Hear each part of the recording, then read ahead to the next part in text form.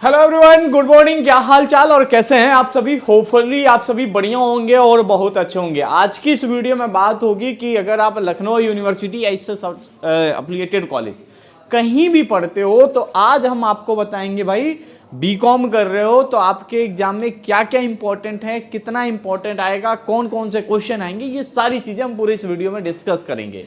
लेकिन देखिए, हम तो इस यहाँ पे आपको क्वेश्चन दे देंगे, बता देंगे, लेकिन उसके डिटेल्ड सोल्यूशन जो होंगे वो आपको एलयू अपडेट मोबाइल ऐप के ऊपर मिल जाएगा। तो एलयू अपडेट ऐप जरूर डाउनलोड करिएगा और वहां पे बीकॉम एनईपी का जो बैच है वो इनरोल कर लीजिएगा, 149 में मिल जाएगा। तो बेसिकली हम स्टार्ट करते हैं, आपके पूरे सिलेबस से स्टार्ट करेंगे और जितने भी आपके 5 सब्जेक्ट हैं उनके पूरे इंपॉर्टेंट क्वेश्चन आपको बताएंगे। को करिकुलर के लिए अलग से बैच में आपको नोट्स मिल जाएगा, उससे वीडियो क्लासेस नहीं मिलते हैं, बट जितने मैं यहाँ पे जो भी क्वेश्चन आपको बताऊंगा वो 100% आपके एग्जाम में आएगा ही आएगा। और हर सब्जेक्ट से कोशिश करूंगा कि 6 से 7 इंपॉर्टेंट क्वेश्चन बताऊं, जिसमें से 4 क्वेश्चन आपके एग्जाम में जरूर आए। ठीक है, तो डिस्कस कर लेते हैं, एक एक करके डिस्कस करेंगे। सबसे पहले हम सिलेबस ओपन कर लेते हैं। ठीक है, सिलेबस ओपन करते हैं। सिलेबस ओपन करने के बाद से फिर हम आपसे डिस्कस करना स्टार्ट कर देते हैं। ठीक है,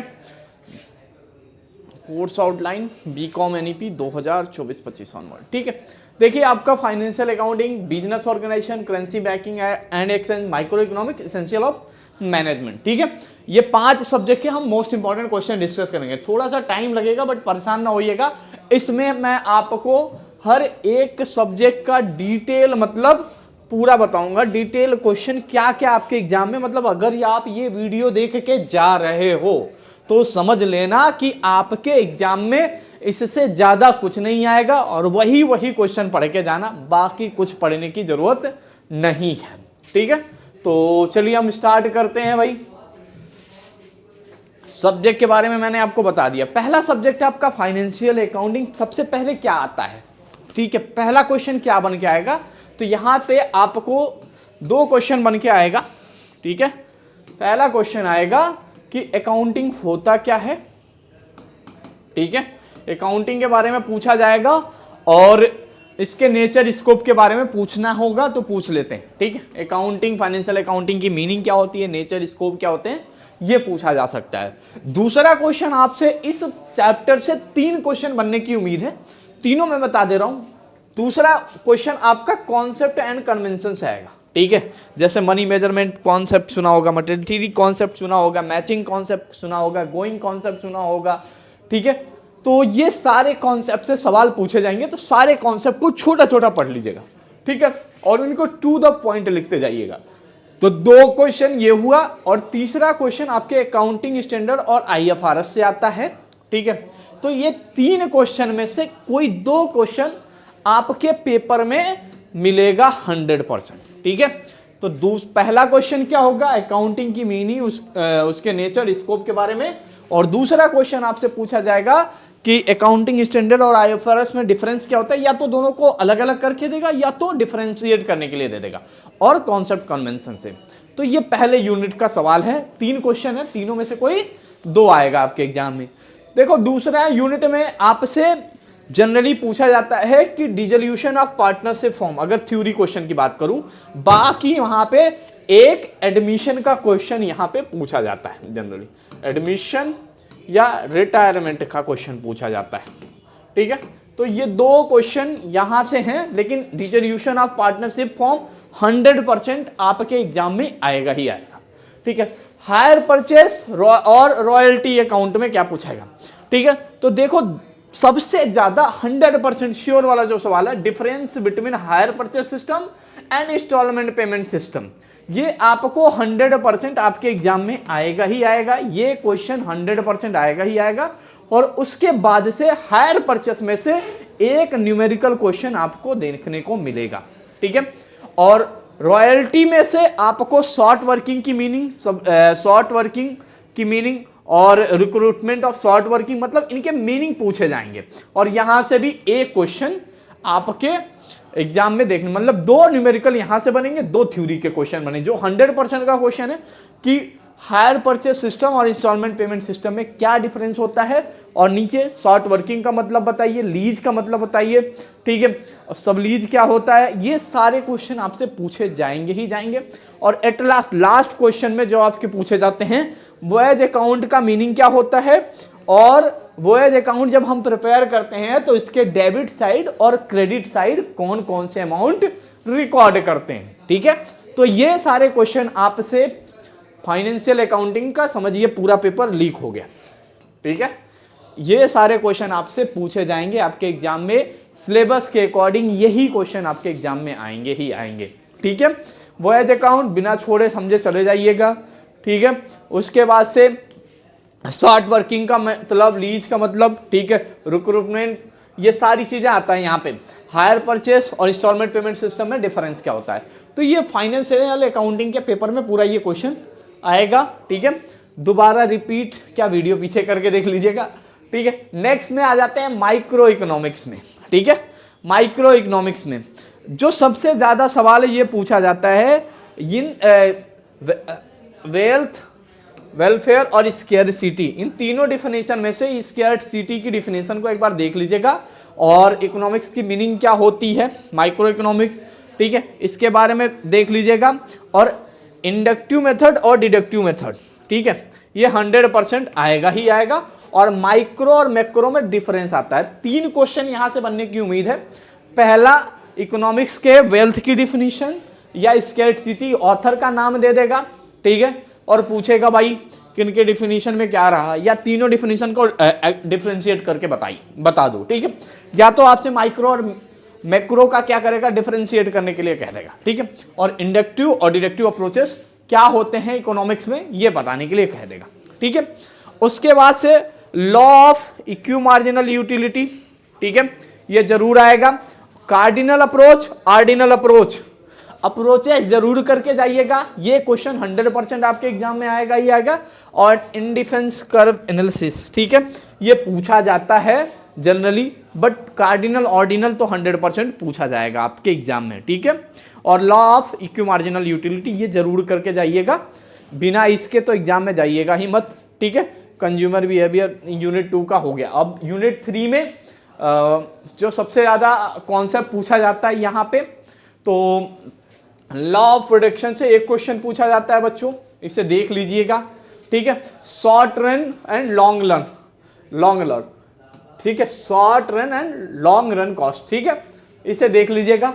कॉस्ट कर्व एनालिसिस के बारे में थोड़ा सा पढ़ लीजिएगा, ठीक है। उसके बाद से रिटर्न टू स्केल, इन 3 क्वेश्चन में कोई एक जरूर आएगा, लेकिन लॉन्ग रन शॉर्ट रन जरूर पढ़ के जाइएगा।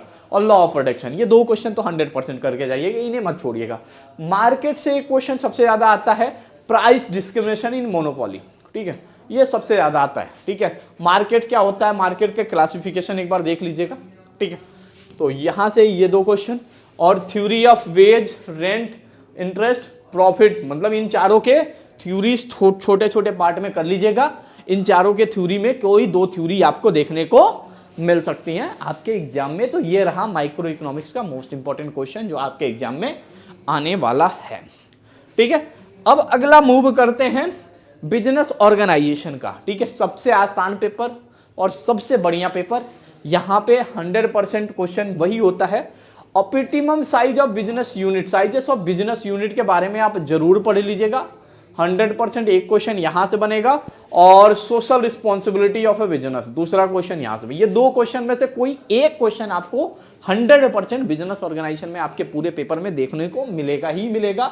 और फॉर्म्स ऑफ बिजनेस ऑर्गेनाइजेशन में तो सोल प्रोप्राइटरशिप, 1% कंपनी और ई कॉमर्स के बारे में जरूर देख लीजिएगा, ठीक है। इन तीनों टॉपिक्स को जरूर पूछा जाता है। ओपीसी 100% पूछा जाएगा, और एलएलपी के बारे में पूछा जाएगा। जैसे यहाँ पे क्या होता है, 2-3 टॉपिक दे दिए रहते हैं, उसमें से पूछा जाता है, ठीक है। एलएलपी, ओपीसी और ई कॉमर्स, ये 3 टॉपिक में से क्वेश्चन पूछे जाएंगे 100%।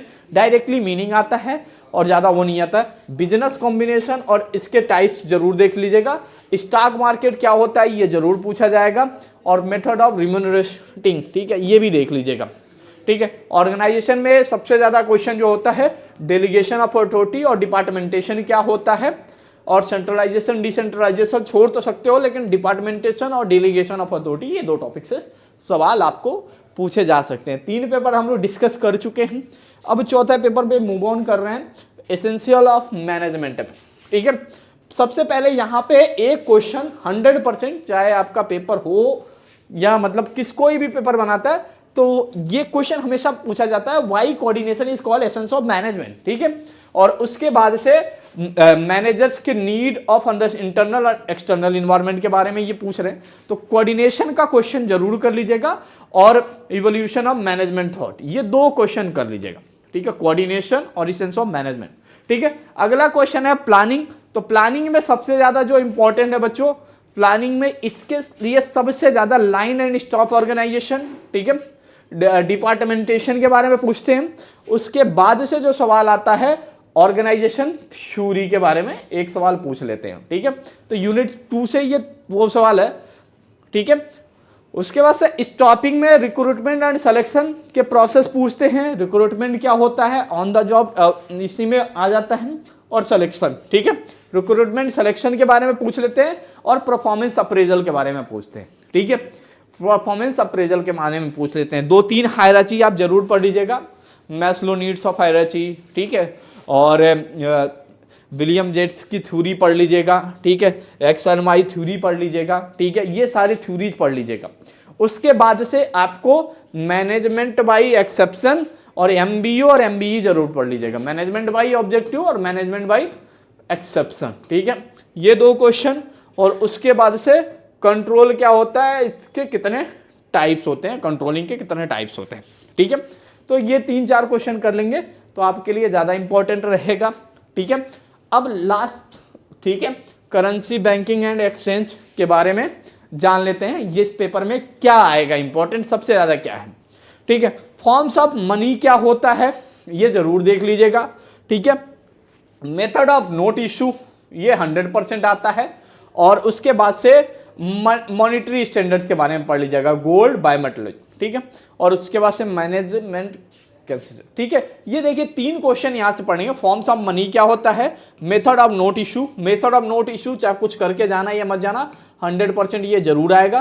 ठीक है, और उसके बाद से gold standard, bimetallism, Indian money market ऊपर से देख लेना, इसमें क्या क्या चीजें इन्वॉल्व होती हैं इंडियन मनी मार्केट में, वो सारी चीजें देख लेना। ठीक है, और यूनिट 2 से credit control by RBI, inflation क्या होता है, 100% ये पूछा जाता है, और उसके बाद से क्रेडिट क्रिएशन बाई बैंक। ठीक है, और कॉमर्शियल बैंक कैसे क्रेडिट क्रिएट करता है, आरबीआई कॉमर्शियल बैंक को कैसे देता है, ये इसके प्रोसेस जरूर देख लेना। ठीक है, ई बैंकिंग 100% ये क्वेश्चन आएगा ही आएगा, और आरआरबी के बारे में जरूर पढ़ लेना। ठीक है, आरआरबी क्या होता है, ठीक है, और आरबी के बारे में पढ़ लेना, कॉमर्शियल बैंक के क्या मीनिंग होते हैं, क्या फंक्शन होते हैं, वो देख लेना। आरआरबी 100% पूछा जाता है, और ई बैंकिंग के बारे में देख लेना। ठीक है, उसके बाद से चौथे यूनिट से आपसे सबसे ज्यादा जो सवाल पूछा जाएगा, फॉरेन एक्सचेंज रेट क्या होता है। ठीक है, और इसको कौन कौन से फैक्टर इफेक्ट करते हैं, और उसके बाद से एट लास्ट जो क्वेश्चन पूछा जाता है एक्सचेंज कंट्रोल। ठीक है, तो ये सभी क्वेश्चन आप नोट कर लेना,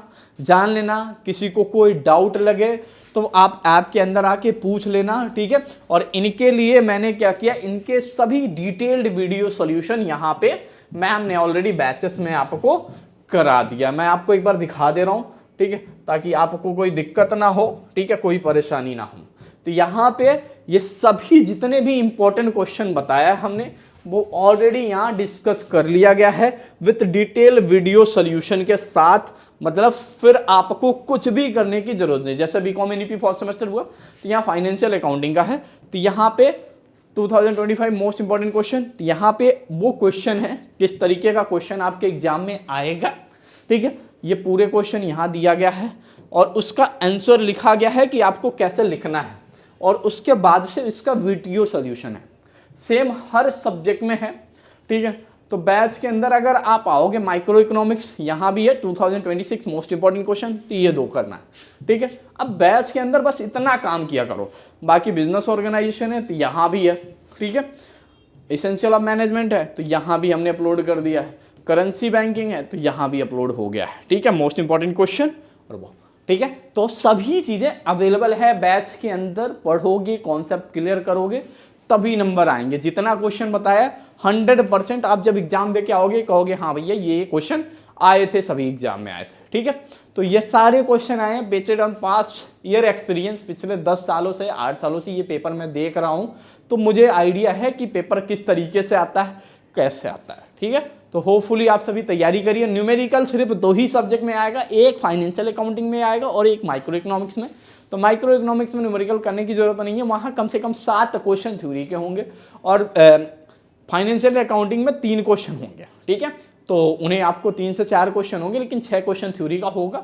जितना क्वेश्चन बताया हूँ अच्छे से करिएगा। ठीक है, और मिलेंगे बैच के अंदर। बैच के अंदर मैं क्या करता हूँ, एक दिन पहले लाइव आता हूँ। ठीक है, और वहाँ पे वो भी डिस्कस कर लेंगे कि कल के पेपर में क्या छप रहा है।